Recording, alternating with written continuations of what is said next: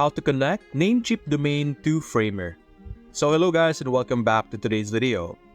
In today's video, let's show you how you can transfer our domain over here, which is wellnessgreatness.com, into a website that you have created or a design that you have created in Framer. First things first, go over here in your Framer and open your settings. This is our site settings over here. Go over here on the left side, you have the section called Domains. And over here, scroll down a bit under Custom Domain, you have the option to connect a domain you own. But to do this, you have to upgrade your plan in Framer, of course. You have to have a plan before you could do that.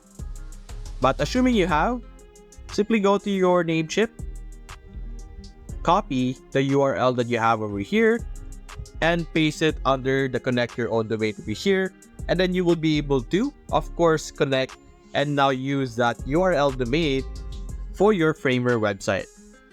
So that's basically it guys. If you enjoyed this video, leave a like and subscribe. Thanks for watching.